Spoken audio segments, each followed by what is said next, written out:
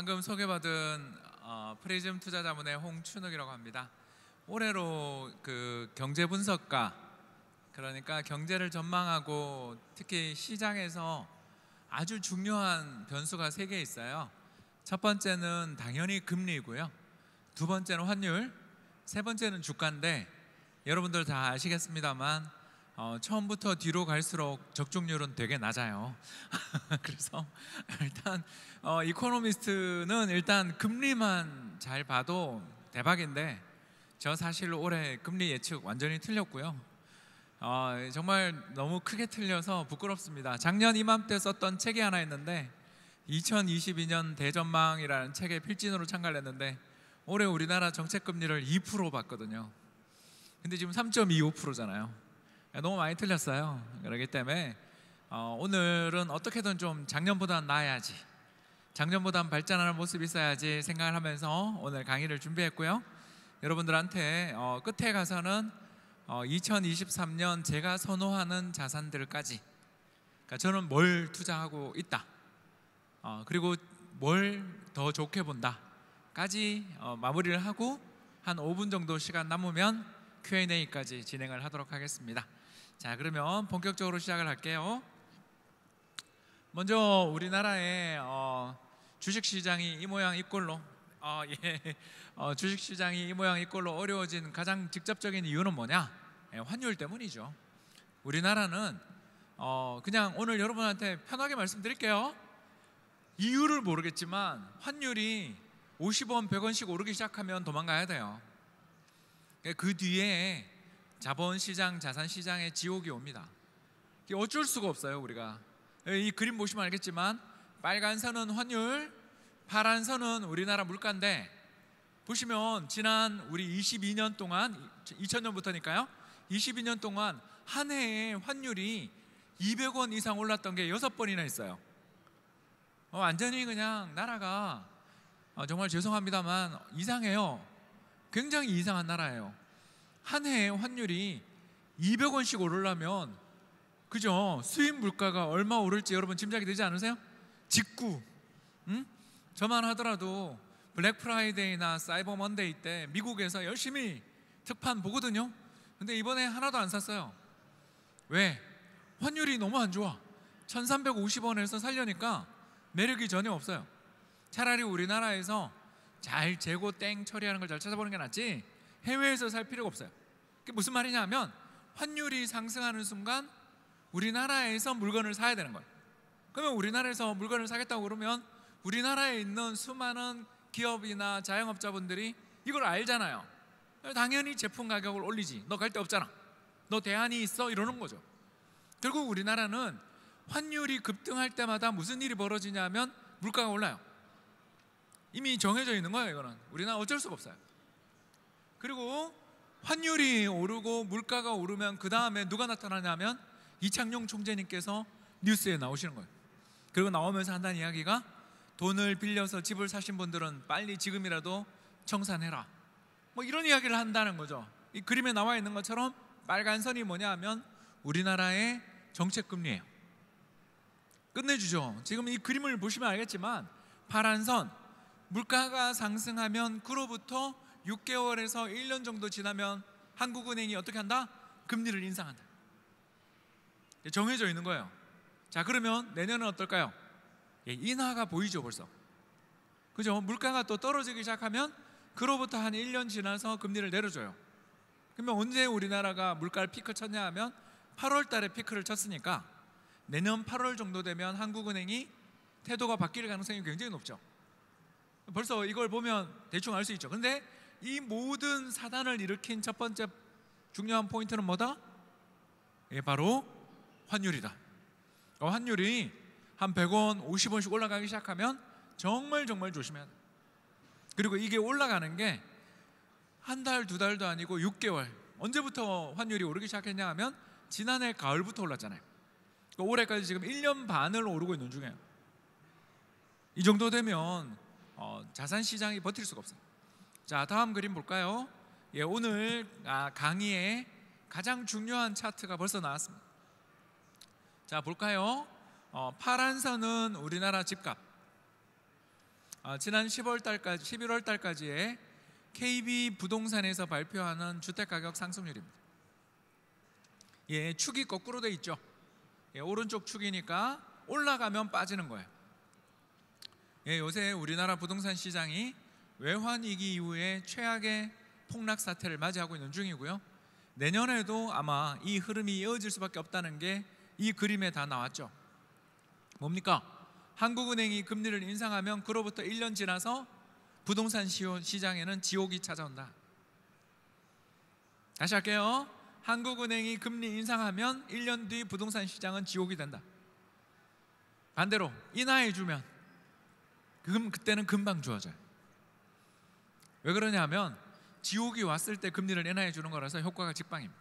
근데 부동산은 그래서 투자하기가 제일 좋은 자산이에요. 왜? 금리가 인상되기 시작하면 조심하면 돼요. 여러 채를 가지고 계신 분은 한 채 팔면 되는 거고요. 또는 레버리지를 너무너무 많이 일으키신 분들은 기분 좋게 차익을 실현하면 됩니다. 세금, 돈 번 거에다가 세금 내는 건데 그게 뭐가 문제냐라는 쿨한 태도를 지녀야 부동산에서 돈을 벌 수 있어요. 저는 정말 그렇게 생각합니다. 집을 여러 채 들고서 좀 더 오를 거야, 좀 더 오를 거야, 세금 때문에 못 팔아 그러신 분들은 지금 이 사태를 보면서 작년에 자신들의 선택들을 정말 눈물을 흘리며 후회하고 계실 겁니다. 뭐 당장 여기 우리 하교울역이잖아요. 하교울역 인근에서 10km 근방에 있는 우리나라에서 제일 좋은 지역 아파트 중에 하나 아무거나 찍어서 지금 시장에 가서 그 자리에서 사겠다 그러면 바로 그 자리에서 1억 깎을 수 있습니다. 그리고 그 집도 집주인이 처음부터 살고 있었던 로얄층 로얄동을 그날 바로 볼 수 있어요. 한마디로 말해서 지금은 집을 사는 사람이 갑이고요, 집을 파는 사람들은 저 밑에 있는 불가촉 천민이에요. 왜 이런 일이 벌어졌냐? 금리 때문이에요. 시장 금리가 0.25 오르다가 0.5씩 올리기 시작하니까 무너져 버렸어요. 그래서 작년 이맘때만 해도 주택금융공사의 30년 만기 모기지 금리가 2%였어요. 2%. 작년 이맘때 주택금융공사의 유보금자리론 금리가 2%예요. 지금 몇 프로예요? 5%다.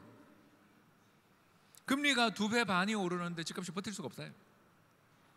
따라서 외워두세요. 다음에 또 이런 일이 있을 거예요. 중앙은행이 금리를 한 번, 두 번, 세 번 연속해서 계속 올리기 시작하면 일단 부동산 시장에서 적어도 다주택자들은 잘 생각해봐야 돼요. 두 번째, 집을 살려는 사람들은 1년만 기다리자, 찬스다, 이렇게 생각하시면 돼요. 반대로 금리가 내려가기 시작하면 금방 시장이 좋아지죠. 왜? 예, 그 전에 다 죽었으니까. 그 전에 시장이 피바다가 났으니까 금리 인하해 주는 순간 부자들부터 줍줍하는 거죠. 그래서 우리나라 부동산 시장이라는 게 항상 그래요. 금리가 인상되기 시작해서 한 1년 정도 지나고 난 다음에 피바다가 나고, 그로부터 경기가 나빠질 대로 나빠져서 중앙은행이 금리를 인하해 주면 바로 좋아진다. 이걸 기억하십시오. 이런 관계가 언제부터 형성됐냐고요? 2002년입니다. 왜 2002년, 지금으로부터 20년 전에 이런 일이 벌어졌냐? 카드 위기 때문이에요. 500만 신용불량자들이 발생하는 카드 위기가 벌어진 다음에 김대중 정부 그리고 노무현 정부가 경기를 살리기 위해서 어떤 일을 했냐 하면 부동산 관련돼 있는 대출 규제를 다 풀었잖아요. 그래서 우리나라 주택시장에서 금리가 중요해진 것은 2002년부터예요. 왜? 경기를 살리기 위해서 500만 신용불량자들의 인생을 구제하기 위해서는 내수 경기를 살려야 되거든. 그래서 집값을 올리기 위해서 정부가 대출 규제를 풀었어요. 그 뒤 20년 동안 이런 일이 벌어지고 있는 거예요. 외워두세요. 다음 사이클에 환율이 또 급등하면 인플레가 발생하고, 인플레가 발생하면 금리가 인상되고, 금리가 인상되면 부동산 시장이 그로부터 6개월 1년 지나면 지옥으로 간다. 이해되셨죠? 그러니까 왜 우리나라 부동산 시장이 이 모양 이 꼴이고 내년 상반기까지도 부동산 시장 살아나지 못할 것이다 라고 생각하는 사람이 그렇게 많은지 이제 아셨죠? 금리가 인하돼야 살아나는데 아직 쉽지 않다. 그래서 벌써 오늘 경기 전망 하나 했어요. 내년 상반기까지는 부동산 시장에서 정말 힘들 거다. 특히 경매 시장에서 비명 소리가 들릴 거다. 그거 줍줍하시는 능력자들이 있겠죠. 근데 시장이 전체적으로 살아나려면 금리 인하가 돼야 된다. 여기까지 하겠습니다. 다음, 주식. 우리나라 주식시장을 비롯한 나스닥 시장이 왜 이 모양 이 꼴이 됐나? 금리 인상 때문이에요. 자, 파란 선 봐주십시오. 파란 선. 저 파란 선이 뭐냐 하면 테슬라, 삼성전자, 네이버, 카카오 같은 애들이 파란 선의 분자에 해당되는 애들입니다. 성장주. 자, 근데 금리가 인상되면 어떻게 돼요? 테슬라, 삼성전자, 네이버, 카카오 같은 애들은 어떻게 되냐고요? 예, 지옥행 열차를 탄다. 왜 그렇죠? 네이버, 카카오, 삼성전자, 테슬라 같은 회사들이 너무너무 좋은 회사들인데 왜 금리가 인상되는 순간 망테크를 타는가? 간단하잖아요. 이거 없어도 우리 살거든요. 다시 할게요. 이 회사 없어도 우리 인생에 큰 문제가 없어요. 이 회사들의 특징이 뭐예요? 자동차를 만들어 팔고 가전제품을 만들어 팔고 우리들 홈쇼핑 대신 인터넷 쇼핑을 훨씬 더 편하게 해주는 카카오페이나 네이버페이를 쓸 수 있게 해서 우리의 지출을 편하게 만들어주죠. 근데 이 회사 없다고 해서 우리가 인생이 없어져요? 필수품이 아니에요. 죄다 어떤 회사들이에요? 경기가 좋을 때 좋은 회사죠. 게다가 두 번째 문제가 있어요. 자, 첫 번째 문제는 경기가 조금만 나빠지면 스마트폰 교체 안 하고 자동차 교체 안 하고 인터넷 쇼핑을 줄이니까 문제가 된다는 게 첫 번째잖아요. 두 번째 문제가 뭐냐 하면 언제 수요가 폭발할지 모르니까 지속적으로 사람을 뽑고 설비 투자를 해서 어마어마하게 공장을 짓고 시스템을 만들어 놔야 돼. 그래서 언젠가 한번 호황이 오는 순간, 언젠가 한번 경기 여건이 좋아지는 순간 그때 불을 뿜죠. 이런 스타일의 기업들의 특성이 바로 뭐라고 하냐면 영업 레버리지가 높다. 무슨 말이냐면 평상시에 불황에도 엄청난 투자를 해놔야 다음번 호황에 시장을 잡아먹으면서 독점을 할 수 있는 거죠. 그래서 죽자고 투자합니다. 지금 테슬라 주가 3분의 1 토막 났지만 올해 텍사스에 또 공장 완공되잖아요. 여러분 들어보셨을 거예요. 그리고 올해 사이버 트럭 인도합니다. 왜 이렇게 불황해? 차도 이제 안 팔리는데 중국에서 테슬라 시장 점유율이 빠졌다는데 왜 그렇게 신모델을 개발하냐고요? 다음 사이클에 세상을 지배하고 싶으니까. 죽자고 투자를 해야 되는 거예요. 그런데 죽자고 투자하는 그 돈이 어디서 나와요? 주주 호주머니에서 나오잖아요. 제 말 뭐 틀렸어요? 네이버, 카카오, 테슬라가 우리 돈을 얼마나 빼먹어요? 주가가 오르기만 하면 증자하고 주가가 오르기만 하면 자회사 상장시키죠. 그러고 난 다음에 상장되고 나면 어떻게 돼요? 바보 되는 거죠. 그죠? 제 말 뭐 틀린 거 있어요? 자, 그런 회사들은 주가가 오를 때만 투자가 가능해요. 근데 주가가 어느 정도 올라가서 더 이상 못 오르고 시장금리 상승하고 주식에 투자하는 것보다 은행 예금 드는 게 훨씬 더 낫다라고 생각되는 순간이 오는 순간, 주가가 조금만 조정을 받는 순간 이 회사는 이제 악순환으로 가는 거죠. 자금 조달 안 돼, 비싼 고금리 회사채를 조달해야 돼, 그러면서도 설비 투자는 엄청나게 해야 돼. 그러니까 재무 구조가 망가지죠. 이제 알았죠? 금리가 올라가면 도망가야 되는 회사의 종류들이 나왔어요. 금리가 올라갈 때 어떤 회사가 제일 최악이다? 투자를 죽어라고 해야 되는 회사들. 자, 리스트 말해봤잖아요. 지금 네이버, 카카오, 테슬라, 삼성전자, SK, 하이닉스 등등등등등 우리나라에 상장되어 있는 거의 90% 회사가 여기다 속한다. 이해되시죠? 금리가 오르는 순간 왜 우리나라, 환율이 오르는 순간 왜 우리는, 중앙은행이 금리를 인상하는 순간 왜 우리나라 주식시장은 맨날 지옥을 가는가? 그런 회사가 너무 많다. 주주들의 등골을 빼먹으면서 맨날 불황에 우리는 투자해서 세계를 지배하겠어요 그러면서 주주들한테 돈을 맨날 가져가는 회사들이 우리는 대부분의 회사들. 잘 되면 보상 따윈 없고 내가 잘한 거고 맨날 증자 때리고, 이게 우리나라고 선진국에 있는 기술주들의 특성이고 본성이에요. 그러면 이런 회사들은 언제 좋냐? 똑같죠? 경기를 부양하기 위해 금리를 인하해 줄 때, 야 내가 돈을 풀어줄 테니까 열심히 투자해라고 하면서 정부가 돈줄을 풀어줄 때 좋겠죠. 그게 언제 오냐고요? 적어도 내년 상반기는 아니죠. 자, 그러면 반대편에 있는 기업들을 사야 되겠죠. 자, 한번 리스트를 이야기해 볼게요. 버크셔 스웨이, 그죠? 워렌 버핏 영감이 들고 있는 버크셔 스웨이. 한 주의 주가가 3억 원 하니까 본주는 사기 힘드니까 B주 사겠죠, 그죠? 10만 원짜리, 그죠? 버크셔 스웨이 같은 회사를 사야 되겠죠. 두 번째 뭐죠? 애플 같은 회사 사야 되겠죠.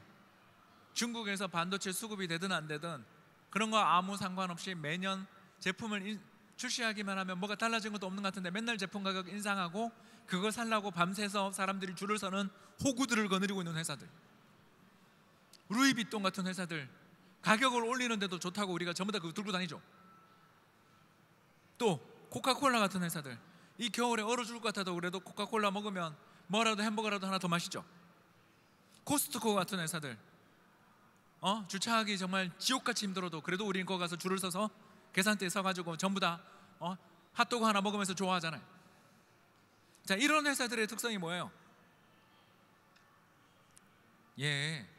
자본주의 사회에 소비자를 길들인 회사들이죠. 우리는 그 회사의 노예잖아요. 제 말 뭐 틀린 거 있어요?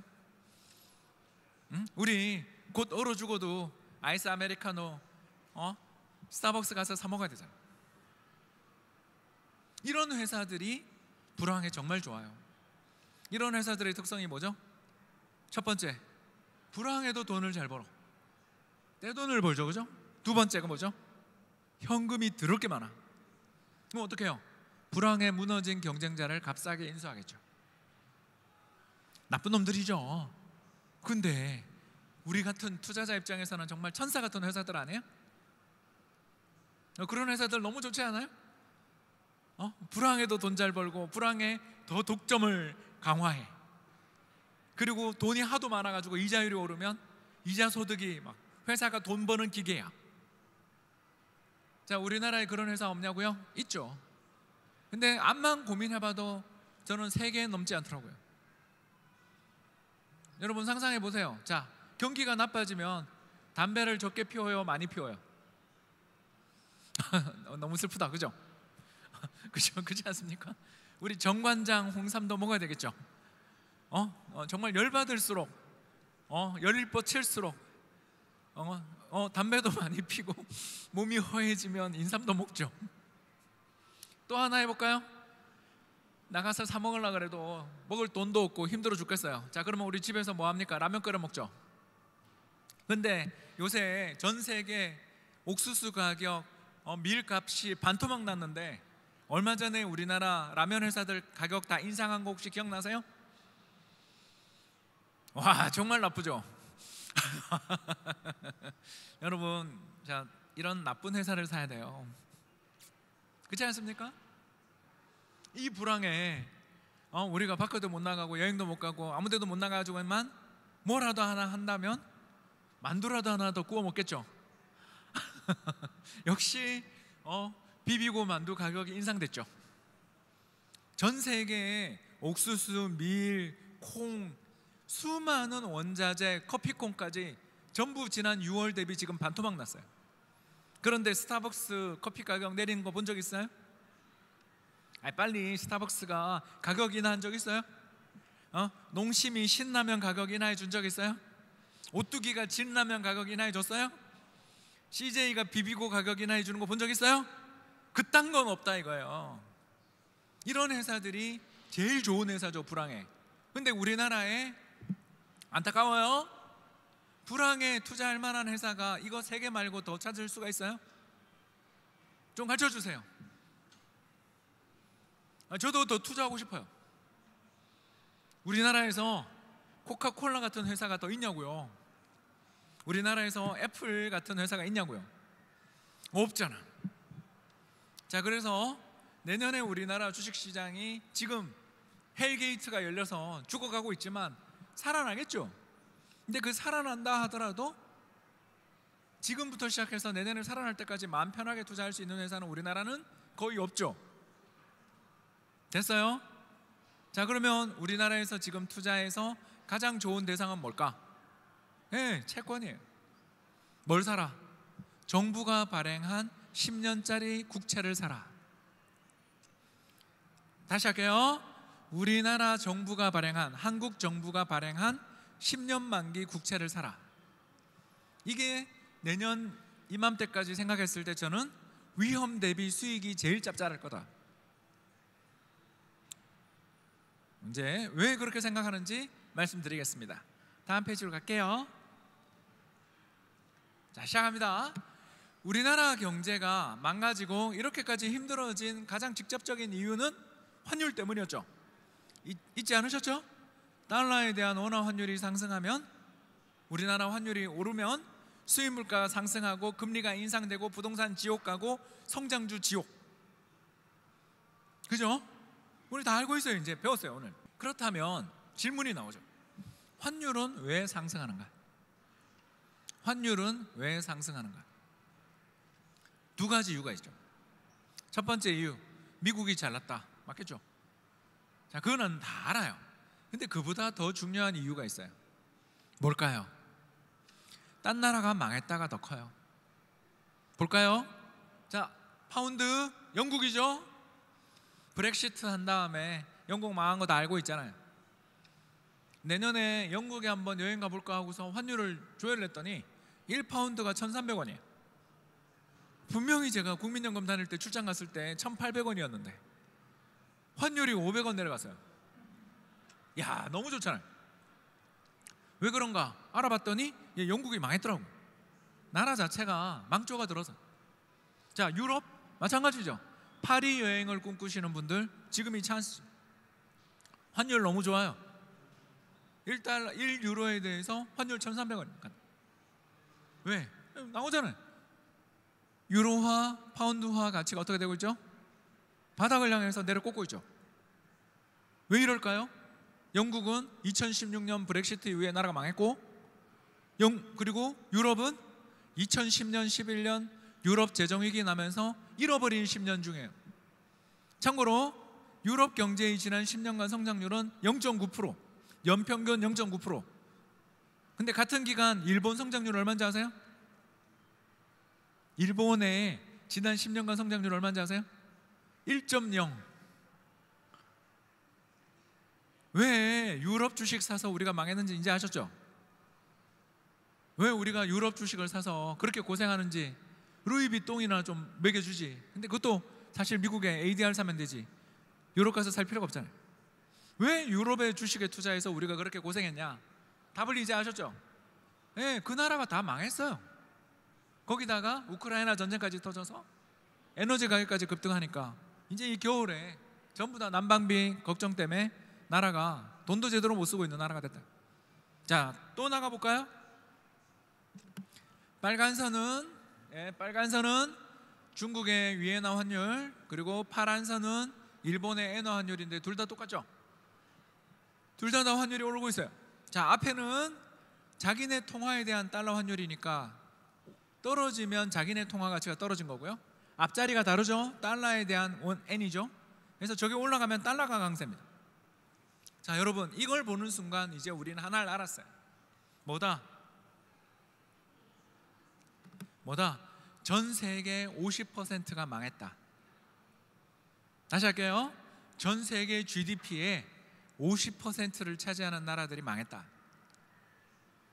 어디죠? 볼까요? 자, 미국이 25%. 저 제일 위에 미국이 25%인데 이제 그 다음부터 시작해서 일본, 독일 뭐 쭉 해서 여기 밑에까지 가서 중국까지 보이시나요? 네, 전 세계 GDP의 50%를 차지하는 나라들이 다 망했죠. 중국, 일본, 유럽, 영국. 자, 여러분, 제가 뭔 말하는지 이제 아시겠죠? 내년에 물가가 오를 수가 없다. 인플레이션은 피크를 쳤다는 거죠. 왜? 전 세계 GDP의 50%를 차지하는 나라가 전부 잃어버린 30년, 잃어버린 5년, 잃어버린 10년을 하고 있는 중인데 어디서 수요가 있냐고요? 나라 경제 성장률이 전부 다 제로 성장률을 10년째 하고 있는데 누가 지출을 하냐고요? 인플레는 뭐 장기적 현상이다? 그거는 미국 이야기지. 미국은 지네 경기가 좋으니까 그럴지 모르지만 미국을 제외한 전 세계 경기는 전 세계 경제에서 75%를 차지하는 게 미국 빼고 75%인데 그 중에서 나라가 그럭저럭 돌아가고 있는 나라는 한국, 인도, 호주, 캐나다 정도밖에 없다. 나머지 GDP 50%는 뭐다? 전부 나라가 파산했거나 파산 중이거나 살아있지도 못한 상태다.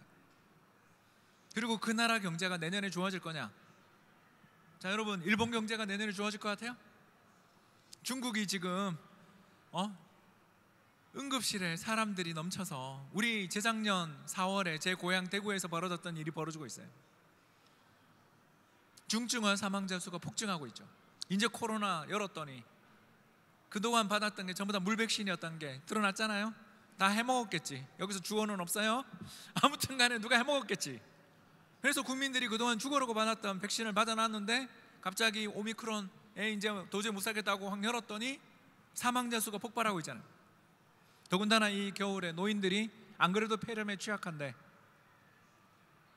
저 나라에서 도대체 몇 천만 명이 죽을지 모르겠어요 이제.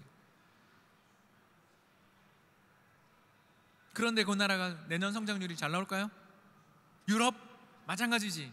우크라이나랑 러시아가 휴전해주면 모를까? 해주면 좋겠는데, 그거 근데 휴전해준다고 해서 우크라이나 사업, 우크라이나에 대한 재건 투자를 유럽이 다 먹을까요? 유럽이 도대체 우크라이나한테 뭐 해줬는데? 그렇지 않아요? 폴란드랑 미국이 제일 승자지. 유럽 애들이 언제 우크라이나가 그렇게 러시아 위협에서 떨고 있을 때 도와준 적 한 번도 없잖아요. 일본 말할 필요도 없고, 중국 말할 필요도 없고, 영국 지금 시위가 나서 나라가 난리가 났는데 왜 축구하다가 졌다고 불을 질러? 이상한 애들 아니에요. 제가 봐도 심판 판정에 열받을 것 같아. 그러면 심판한테 가서 불을 질러야지. 왜 멀쩡한 지나가는 차를 다 불태우고 있냐고. 나라가 왜 그 모양 그 꼴로 망해가는가? 경제가 브렉시트 한 다음 6년 동안 저러고 있기 때문에 6년 전 대비해서 소득이 줄었어요. 지난 6년 동안 경제가 마이너스 성장했다고요, 영국이. 이제 우리 오늘 한 가지 인사이트를 얻었어요. 뭐다? 지금까지 환율이 오른 건 미국 경제가 좋아서도 있지만 딴 나라가 죄다 망해서 환율이 오른 거예요. 자, 그러니 두 번째로 가겠죠. 그러면 내년에 물가 어떻게 된다? 미국 경제가 엄청 좋으면 모를까? 내년 물가는 빠질 수밖에 없다는 거예요. 왜? 다 망했으니까. 세 번째, 미국 경제가 조금 슬로우 다운 해준다고 해서 그러면 환율이 급락할까요? 다시 1,100원 갈까요? 여러분이 진짜 부자야. 내가 지금 달러를 엄청 들고 있어. 100만 불 들고 있어. 1,000만 불 들고 있어. 와, 너무 좋겠다, 그죠? 들고 있으면 자, 이거 팔아서 값싸게 거래되고 있는 자산을 사고 싶어요, 그죠? 환율이 1,300원이니까 작년 대비 200원 벌었어. 자, 뭐 사고 싶어요? 한국 주식? 오케이, 그죠? 근데 아까 이야기했죠? 이 불황에 사고 싶은 한국 주식 몇 개 없다고? 자, 그러고 나면 달러를 파는 게 아니라 달러를 활용해서 버크셔 스웨이도 사고 애플도 사고 그렇지 않습니까, 여러분? 미국 주식 사겠지. 자, 그 다음 두 번째, 부동산. 한국 부동산 싸지. 근데 좀 이따 나오지만 미국 부동산도 박살났거든요. 기왕에 부동산 살 거면 저는 실리콘밸리 부동산 사고 싶은데, 뉴욕 맨하탄에 있는 부동산 사고 싶지 않으세요? 채권? 그렇죠. 한국 채권이 매력 있죠. 인정. 그렇지만 미국 금리도 엄청 떨어지거든요. 자, 이제 여러분 뭐 말하는지 알겠죠? 달러를 팔고 갈 자산이 없어요. 어딜 가냐고요? 달러를 때려 팔고 차익을 실현하고 좋아, 투자하러 간다. 자, 여러분, 영국, 일본, 중국, 한국 어디 갈래요? 그냥 가더라도 조금만 뺄 것 같죠? 그냥 달러 더 들고 있고 싶지 않으세요, 여러분? 저기가 경제가 저렇게 좋아서 인플레가 날 정도로 좋은데 굳이 달러 팔아서 다른 데 가고 싶으세요? 자, 경제 전망이 다 해결되고 있어요, 그죠? 자, 첫 번째, 내년에 물가 빠진다, 그죠? 물가 빠진다. 두 번째가 어떻게 되죠? 당연한 이야기지만 환율도 떨어지지만 많이 못 떨어질 것 같죠? 옛날처럼 1,100원 힘들 것 같죠? 이렇게 벌써 경제 전망이 다 끝났어요. 자, 그러고 나면 이제 세 번째 의문을 향해 갑시다. 언제쯤 그러면 미국이 금리를 인하해 주면서 좀 세계 경제에 숨통을 띄워줄 것인가? 미국의 독주는 언제 끝날 것인가? 요거를 이제 한번 살펴보도록 하겠습니다. 자, 첫 번째, 지금 이 그림 한번 봐주십시오. 파란 선은 미국 집값, 그리고 빨간 선은 미국 금리. 무슨 금리냐 하면 부동산 담보대출 금리. 어때요? 기가 막히죠? 금리가 인상되면 좀 있다가 부동산이 망가지죠. 반대로 금리가 인하되면 기다렸다는 듯이 집값이 반등하죠. 우리도 비슷하죠. 우리도 금리 인상되면 한 1년 반년 있다가 나빠지고 금리 인하되면 바로 좋아진다 그랬죠. 우리나라가 지금 선진국 따라가는 거예요. 우리나라만의 특성이 아니고 세계 경제는 다 이렇게 생겼어요. 어떻게 생겨먹었다? 금리가 인상되면 부동산이 제일 지옥 간다. 반대로 금리가 인하되면 부동산이 제일 좋아진다. 아셨죠? 자, 그러면 미국 부동산이 이제 어떻게 될까요? 네, 지옥행 특급 열차를 탔죠? 내년 이맘때까지 미국 집값은 얼마 빠질까요? 네, 저는 적게 잡아도 한 15% 빠질 것 같습니다. 그렇지 않아요? 금리가 저렇게 올랐는데 이제 지금 빠지기 시작했죠. 9월 달부터 9, 10, 11 이렇게 빠지기 시작했거든요. 근데 한 달 한 달 빠지는 속도가 얼마인지 아세요? 한 달에 1.5%씩 빠지고 있어요. 한국이 이번에 11월 달이 1.5% 빠졌죠. 한국이랑 똑같은 속도로 빠지고 있어요. 자, 언제까지 갈까? 모르죠. 그것까지는 모르죠. 그런 건 물으면 안 돼요. 얼마까지 빠진다 이런 건 알 수 없어요. 왜냐하면 사람들이 집값이 붕괴되면서 저기서 신용불량자 양산되면서 사람들이 자살자가 나오면 그때 중앙은행이 어떻게 대응하느냐에 따라 바닥이 달라지기 때문에 지금 현재로서 제가 이야기할 수 있는 것은 향후 6개월 정도는 미국 경제는 이제 지옥을 간다라는 거죠. 왜? 부동산이 자산의 대부분이잖아요. 우리만 그런 게 아니라 미국의 중산층, 그러니까 1등부터 100등까지 소득 순서로 쭉 세우면 50등에 해당되는 사람의 자산을 조사해 보면 전체 자산의 90%가 부동산이에요. 그러니까 미국 사람들이 주식 많이 한다? 그건 10%, 상위 10% 이야기. 우리랑 똑같아요. 우리도 주식 하시는 분들은 여력 있는 분들이 하는 거고 또 젊은 분들이 하는 거고요. 대부분은 우리의 자산의 대부분은 80%, 90%는 부동산이잖아요. 미국도 마찬가지다. 적어도 중산층부터 저소득층까지는 부동산이 유일한 자산일 가능성이 높고 또는 보증금이 유일한 자산일 것입니다. 그런데 저렇게 금리가 오르면서 부동산이 붕괴되기 시작하면 연쇄적으로 어떤 일이 벌어질까요? 고용이 박살납니다. 그렇지 않겠어요? 저쪽에서 나오는 고용이 얼마나 많은데, 여기 나왔네요. 파란 선은 NAHB 주택시장지수라는 겁니다. 쉽게 얘기해서 우리나라의 주택건설업협회라고 있죠. 그 건설업협회라는 곳은 이익단체잖아요. 자신들의 현재 경제 상황을 잘 보여줘서 정부가 어떻게든 자기의 정책에 대해서 도움을 주기를 바라잖아요. 그렇기 때문에 저 단체에서는 매달 저걸 발표해요. 지금 건설업 회사들이 느끼는 부동산 경기를 어떻게 보십니까? 라고 물어요. 그래서 정말 좋으면 100명이 다 좋다 그러면 100, 한 명도 좋다 안 그러면 0이 되는 거죠. 근데 0과 100은 나올 수가 없으니까 저게 보통 50에서 30 사이에까지 떨어지면 부동산 시장이 그 뒤에 박살이 납니다. 그러니까 건설업체들이 느끼는 체감 경기 지표가 50% 이상의 사람들이 나빠요 라고 말을 하기 시작하면 그 뒤로 지옥이 옵니다. 그리고 지금 그림 끝에 보시면 파란 선이 제일 끝에가 지금 데이터입니다. 얼마가 나왔죠? 33. 33이 나왔어요. 즉 100명 중에 67명이 지금 죽을 것 같아요 라고 답했죠. 그리고 부동산 경기가 33 나왔을 때 어떤 일이 벌어지냐 하면 최소 100만 명에서 200만 명의 건설 부문 근로자가 해고됩니다.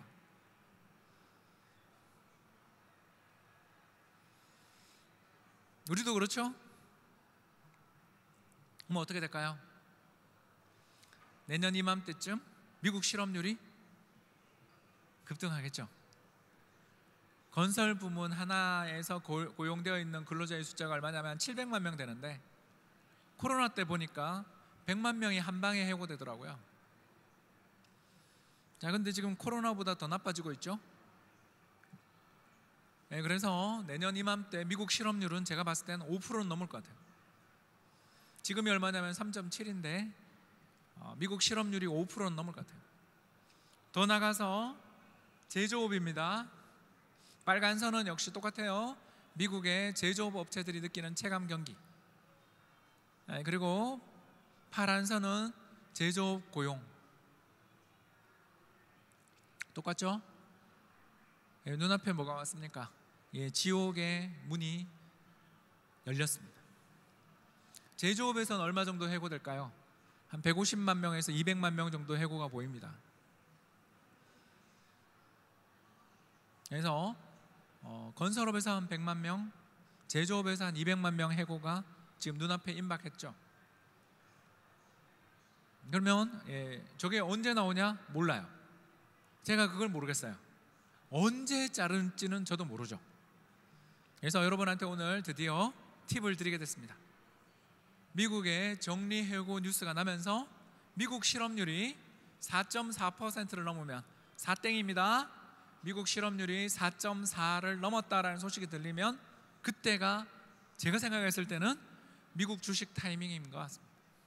한국 주식 타이밍인 것 같습니다. 왜? 그때 무슨 일이 있냐고요? 미국이 중앙은행이 금리를 지금까지 계속 올리는 가장 직접적인 이유가 노동시장이 좋기 때문이잖아요. 경기가 좋기 때문인데 실업률이 급등하고 정리해고가 빗발치는 순간 금리 인상을 중단하고 인하로 돌아설 겁니다. 그리고 연준이 공격적인 금리 인상을 하다가 금리를 인하해 주기 시작할 때 무슨 일이 제일 먼저 벌어지냐면 환율이 떨어지죠. 그죠? 잊지 않으셨죠? 환율이 떨어지면 제일 좋은 게 뭐죠? 채권. 기억하셔야 돼요. 한국 국채 10년 선물 사라고요. 상장돼 있어요. 한국 국채 10년 선물. 이 상품을 사시면 돼요. 그 상품을 사면 제가 생각했을 때 기대 수익이 굉장히 높아요.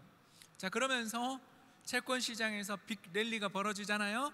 그러면 그 돈들이 사람들이 어떤 생각을 하냐면 4% 이자를 주던 게 3%가 됐어요.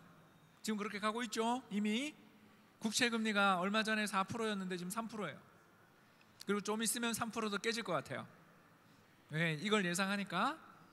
자, 그러고 나면 5%에 발행되고 있는 한국전력 채권도 매력 있어 보이겠죠. 정부가 지급 보증하는 한전 채권이 있잖아요. 그게 지금 금리가 5%거든요.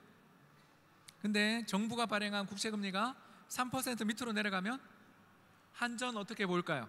이뻐 보이겠죠. 너무나 당연한 이야기죠. 그래서 한전 금리 그리고 은행이 발행하는 은행채 금리가 뚝뚝 떨어지기 시작하면 그때 주식시장이 좋아져요. 왜? 기업들이 죽었다 살거든요. 이걸 저희들은 뭐라고 부른다? 금융장세라고 부릅니다. 그래서 금융장세 이전에는 아까 이야기했어요. 버크셔 해서웨이, 코카콜라, 애플 같은 애를 사야 되는 거고요. 실업률이 4.4% 넘어서면서 대량 해고가 나오면서 경제가 끝장이 났어요. 막 그런 시기가 오면 금리가 급락할 거 아니에요. 금리가 급락하며 한국전력 채권도 거래가 되기 시작하고 카드채도 거래가 되기 시작하고 기업보험도 거래가 되기 시작하면 죽었다가 기업들이 살아나겠죠. 자금난에 봉착해서 파산한다고 벌벌 떨고 있던 기업들이 죽었던 기업들이 살아나겠죠. 그때 폭발적인 상승이 나와요. 언젠진 몰라. 죄송해요 여러분. 이게 타이밍을 모르겠어요. 그래서 가르쳐드렸죠. 미국의 건설이랑 제조업 쪽에서 대량 해고 몇백만 명씩 나오면서 실업률이 몇 프로? 4.4% 이상으로 확 치솟아 올라오면 그때가 내년 시장에서 가장 좋은 순간이 온다. 자, 그로부터 6개월 정도 지나면 부동산이 좋아집니다. 이제 왜 그런지는 아시죠? 경매가 소화돼야 좋아질 거 아니에요. 그렇지 않습니까? 지금 터지고 있는 물건들이 경매 시장에 들어가고 있는데 바로 좋아지겠어요? 급매들 소화되고 경매 물건 소화돼야 바닥이죠. 그러니까 그게 시차가 얼마 걸린다? 한 6개월 걸리는 거죠. 자, 오늘 정리할게요. 제일 먼저 경기가 불황이 오고 미국의 금리 인상이 멈춘다라는 신호가 나오는 그 신호는 뭐냐 하면 실업률 4.4%를 넘어설 때, 그거 넘어서기 시작하면 심각한 불황이 온 거예요. 그때 금리를 인하해 줄 겁니다. 중앙은행이 금리를 인하하면 제일 좋은 건 채권. 왜? 높은 금리로 발행된 채권들이 이제 시장에서 씨가 마르니까. 그래서 살 때, 이럴 때는 뭘 사야 된다? 국채 10년 선물 같은 걸 사라 그랬죠. 그러다가 국채 10년 선물 가격이 폭등하면 그 다음에 뭘 사라고요? 은행채, 특수채 뭐 이런 걸 사라 그랬죠. 특수채가 한전채를 이야기하는 거예요. 특수기관이라는 뜻이에요. 그러다가 거기까지 랠리가 펼쳐지면서 막 좋아지면 그 다음에 좋아지는 게 어디다? 회사채가 좋아진다 그랬죠. 카드채 뭐 기억나시죠? 기업오음 이런 게 좋아지기 시작하면 그때가 주식이 좋아지는 거예요. 왜? 죽었다가 살아나는 기업들이 제일 폭발력이 있습니다. 와, 이 회사 망한다라고 하면서 살생부 리스트 있던 회사가 살아나면 주가 한두 배, 이건 쉽게 오르죠. 우리가 잘 아는 디모 그룹을 생각하세요. 그렇지 않습니까? 3D, 1S 다 기억 안 나세요? 다 잊어버렸죠? 10년 전에 우리나라에 부도 날 거라고 지칭되던 4개 그룹의 이니셜을 따서 부르고 다녔습니다. 그 기업들 중에서 이제 D그룹 하나만 살았죠.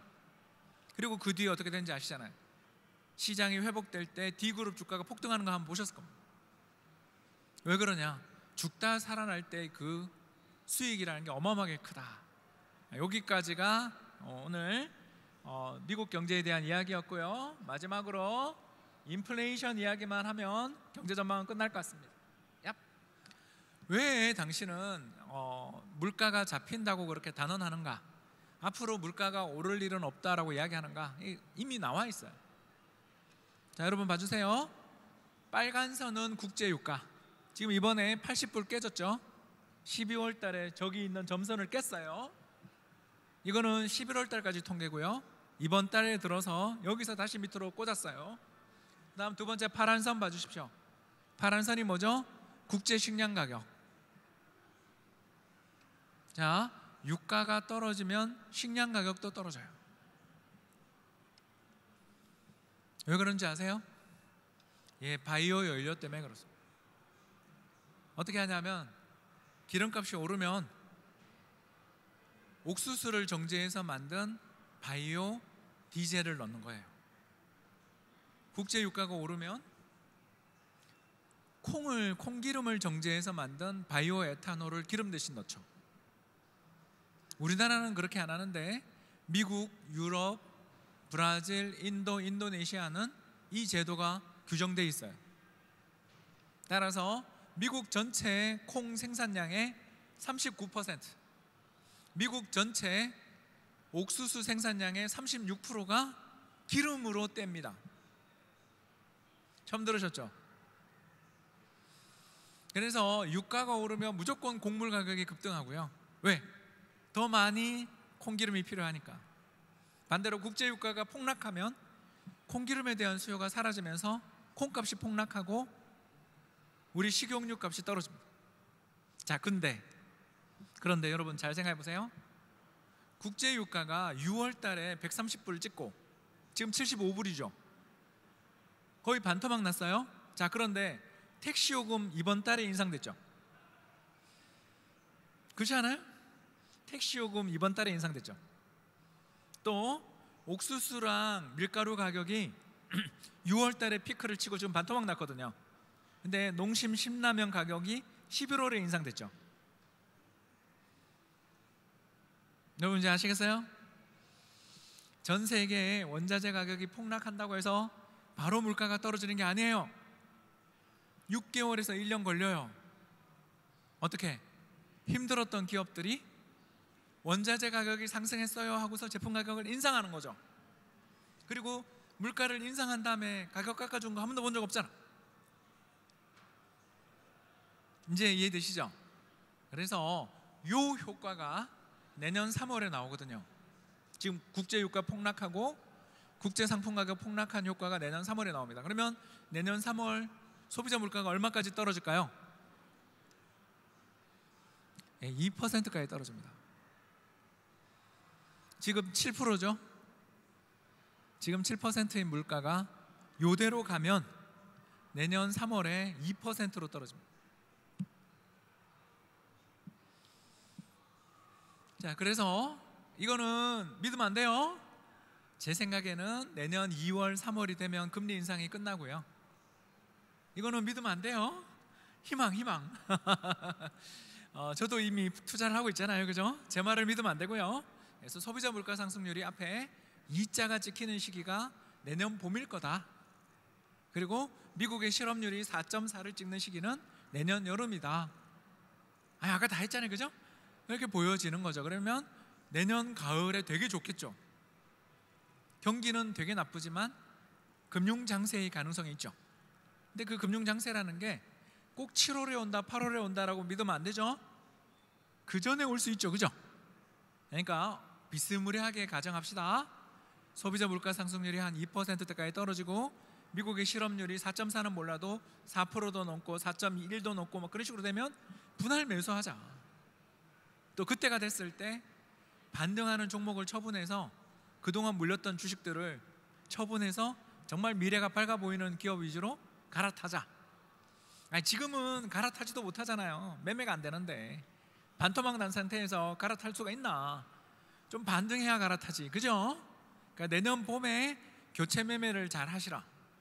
그리고 그 교체 매매할 때 최고 포인트가 뭐죠? 지금 이번에 사고가 터진 데가 좋아져요. 지금 현재 사고가 터진 데가 어디죠? 건설, 부동산, 금융, 수도 없잖아요. 지금 살생부 돌아다니는 애들 중에서 똘똘한 애를 잡아야 되는 거죠, 한국은. 됐죠? 이제 다 했어요. 이제 한 5분만 더 하면 끝납니다. 자, 이제 이렇게 해서 끝났고요. 한국 경제 이야기를 조금 더 하자면, 자, 그러면 우리나라 금리는 언제 인하할까? 저는 내년 여름이다. 왜? 여기 나와 있어요. 빨간 선은 금리, 한국은행의 금리, 파란 선은 한국 수출. 자, 언제나 한국은행님은 한국 수출이 마이너스 20% 깨고 내려갈 때 금리를 인하해줘요. 왜? 나라가 너무너무 힘드니까. 그러면 우리나라 수출은 언제 마이너스 20%가 되냐 하면 올해 12월 달에 되거든요. 이번 달이 마이너스 20%예요. 왜? 지금 우리나라 수출이 되는 품목이 없어요. 한국이 지난 20년 동안 중국에 너무 투자를 많이 했어요. 그죠? 너무 노태우 대통령 기억나시죠? 노태우 대통령이 1992년 북방정책 하면서 30년 동안 우리가 북한, 중국, 러시아, 동구권 등에 대해서 굉장히 그때부터 우호적인 분위기가 조성됐고, 그로부터 2010년대까지 계속 투자를 했죠. 그러고 난 다음에 지난 10년 동안 우리가 잘못했다는 걸 느끼고 있잖아요. 와, 중국에 투자하면 안 되겠다, 빠져나오자. 그게 2012년에 혹시 여러분 기억나세요? 센카쿠 열도 사태를 고비로 해가지고 중국 애들이 일본차 불태우는 거 보셨죠? 얘들이 이제 드디어 잘 살게 됐다고 남의 눈치 보지 않고 자기들 마음 가는 대로 행동하기 시작하는 이른바 쇼비니즘, 극단적인 국수주의적인 민족주의가 부각되면서 외국산 상품이나 외국인에 대한 혐오가 극단적으로 오르기 시작했죠. 그러면서부터 현대차도 망했고 삼성전자도 망했고 CGV도 망했고 롯데 쇼핑도 망했죠. 중국 들어간 회사들 중에 살아남은 회사가 지금 화장품 회사 몇 개밖에 없고 다 망했단 말이에요. 지금 다 철수하고 있잖아. 그러면 빨리 뺐어야 되는데 우리가 그게 되게 늦었죠. 왜? 그 전에 잘했던 게 있고 그 전에 투자한 게 많아서. 그래서 중국 경제가 지금 망가지는 중이다 보니까 우리 전체 수출의 30%가 중국이에요. 그게 지금 박살나고 있죠. 두 번째, 우리나라 전체 수출의 20%가 미국인데, 미국 어때요? 지금 건설업이랑 제조업에서 대량 해고 시작된다 그랬죠? 컸죠? 그 다음 우리나라 수출의 20%가 유럽인데, 유럽 지금 망조가 들었죠? 나머지 우리나라 수출의 10%가 일본 향인데 일본도 망했죠? 그래서 우리나라 수출이 지금 남아서 근근히 돌아가는 건 동남아밖에 없어요. 근데 동남아라고 괜찮겠어요? 인도라고 해서, 인도네시아라고 해서 정말 계속 경제가 계속 좋을까요? 세계 경제 이렇게 어려운데. 따라서 우리나라 수출은 올해 연말 내년 초에 마이너스 20% 갑니다. 마이너스 20%를 가면 한국은행은 금리 인상을 중단합니다. 그래서 저는 한국은행이 내년에 금리 인상 안 할 거라고 보는 쪽이에요. 근데 하더라도 한번 됐죠? 그러면 채권 시장이 좋다고요. 금리 인상이 끝나고 인하가 남았다고 생각되면 채권이 제일 좋죠? 잊어버리면 안 돼요. 그래서 지금은 제일 먼저 투자를 해야 되는 최고의 좋은 자산은 한국 국채. 그 다음으로 좋은 자산은 산업은행 채권, 한국전력 채권, KB은행 채권, 신한은행 채권 같은 은행이랑 공기업 채권. 그리고 세 번째로 회사채가 좋아지기 시작하면 회사채를 사는 건 안 돼. 개인들은 회사채 투자 이런 거 정말 위험해요. 정말 저는 말리고 싶고요. 그거 어디서 털릴지 몰라요. 그러니까 뭘 사라? 회사채 금리까지 떨어지면 그때는 주식인 거지. 뭐하러 회사채를 사? 내가 그렇게 부자가 아니잖아요. 10개 투자했는데 1개 망해도 돼, 이런 생각을 가지고 사면 모르겠는데 그거 아니잖아요. 그죠? 시장에, 회사채 시장에 돈줄이 풀리면 그때 뭘 사라? 제일 힘든 산업들이 턴어라운드 하는 걸 사라. 대표적인 산업이 부동산, 건설, 은행일 거다. 증권도 있겠지. 근데 어디가 터질지는 몰라. 그죠? 그 중에서 공부를 해라. 그래서 입안에 다 떠넣어줄 수는 없어요. 저도 능력이 안 돼. 그런 능력이 되지 않아요, 저는. 그러니까 맨날 미국 주식 하거든요. 왜? 미국 주식이 훨씬 쉬우니까. 그래서 미국 주식은 뭐 사라 그랬죠? 퀄리티. 불황에도 돈을 벌어주는 버크셔 해서웨이니, 코카콜라니, 스타벅스니, 코스트코니, 루이비통이니, 존슨앤존슨이니, 프록터앤갬블이니, 화이자니, 정말 너무 많다, 그죠? 불황의 이익을 엄청나게 내주는 정말 어마어마한 독점 기업들을 사야 하는 거죠. 자, 그리고 마지막 이야기만 하고 끝을 내겠습니다. 쭉쭉 넘어갈게요. 어떤 분들이 외환위기 난다 막 그런 이야기를 하는데 그때가 찬스예요. 다시 말할게요. 나라가 망한다, 외환위기가 난다는 말이 나올 때가 가장 쌀 때예요. 왜 그러냐고요? 여기 그림이 나와 있잖아요. 빨간 선. 우리나라 기업들이 가지고 있는, 우리나라 정부가 가지고 있는 달러 자산이 얼마냐 하면 7,800억이에요 7,800억 불. 저거 외환 보유고 제외하고 저 중에 절반이 국민연금이 하는 거거든요. 여러분, 빚을 다 갚고 해외에 순수하게 투자하는 게 8천억 불 투자하고 있어요. 이런데 나라가 망한다? 외환 보유고가 고갈된다? 아이고, 그냥 국민연금이 환율 1,500원 가고 1,700원 가면 달러 자산 투자해놨던 5천억 불을 가져와서 환전해버리면 끝이잖아요. 실제로 국민연금 그렇게 하고 있거든요. 여러분, 지금 누가 방송이나 언론이나 누군가가 우리나라 외환위기 난다라고 말씀하시면 또 10년에 한 번 오는 찬스가 왔구나, 그렇게 생각하시면 됩니다. 얼마 전에 10월 달에 외환위기 난다고 저한테 인터뷰를 했던 분이 정말 많았거든요. 네, 저는 그때 샀어요. 내년 이맘때 성과는 유튜브를 통해 공개하겠습니다. 망했을 것 같기도 해요. 아무튼 오늘 강의 요약을 하자면 지금 채권이 너무 좋아 보인다. 그리고 회사채 금리가 내년 봄에 떨어질 거다. 기대한다. 그때 주식이 금융장세 올 것 같다. 세 번째, 기업들이 살아나고 금융장세가 오기 시작하면 그때부터 부동산 시장이 좋아질 거다. 그리고 그 좋아지는 순서는 여러분 너무나 당연한 이야기지만 큰 손들이 좋아하는 시장부터 좋아질 거다. 그래서 서울 수도권 쪽에서부터 좋아질 가능성이 높다. 이렇게 정리를 하겠습니다. 지금까지 경청해 주셔서 대단히 감사합니다. 저한테 이제 5분 정도 시간이 남았는데요. Q&A를 오늘 제가 미리 받았습니다. 말씀 부탁드립니다. 자, 그럼 제가 대신해서 질문을 좀 드릴게요. 자, 첫 번째 질문은요. 본인이 투자를 했는데 가장 후회했던 주식이나 투자 상품이 있을까요? 라고 주셨어요. 네. 여러분 고백합니다. 저 LG 생활건강 가지고 있습니다. LG 생활건강이요? 아, 가지고 계신다고요? 네, 지금도 가지고 있습니다. 물을 열심히 탔습니다. 70만 원 깨질 때도 물 타고요. 예. 제가 아까 이야기했던 10월 주식이 이겁니다. 10월 달에 40만 원대까지 가더라고요. 예, 물린 주식을 그래도 또 한번 키워보려고 물을 탔다가 얼마 전에 70만 원 넘을 때 팔았어야 되는데 그때 못 팔고 지금 다시 60만 원대 와서 고통받고 있습니다. 여러분, 이코노미스트도요 개별 종목 투자는 어려워요. 저는 중국이 오픈하길래 제로 코로나 정책을 폐지하면 와, 이제 내수가 살아날 거야 라고 생각했어요. 그런데 병원에 사람들이 줄을 설 줄은 몰랐어요. 정말 중국 백신이 그렇게 물백신일 줄은 저는 정말 몰랐어요. 제가 그걸 뭘 알겠어요. 중국 사람들이 세계 넘버 2 국가가 죽자고 만들었던 코로나 백신을 전 국민이 3번씩 맞았다는데 위드 코로나 하자마자 사람이 그렇게 죽어나갈 줄은 전 몰랐거든요. 제가 그러니까 이렇게 종목 투자가 어려운 거예요. 시장 전체로만 놓고 보면 10월이 바닥이었는데 그때 딴 걸 샀어야지. LG 생활건강을 물을 타서 이렇게 고통을 받고 있습니다. 여러분, 정말 저는 솔직해요. 제가 잘한 투자도 많지만 가장 부끄러운 게 이런 거예요. 그러니까 매크로 경제 분석을 놓고 보면 10월 달 지나면 중국이 시진핑 3기 집권한 다음부터는 이제 위드 코로나야. 그러니 중국 관련 주식들 중에서 매력적인 회사를 사야지. 스토리가 완벽하잖아요.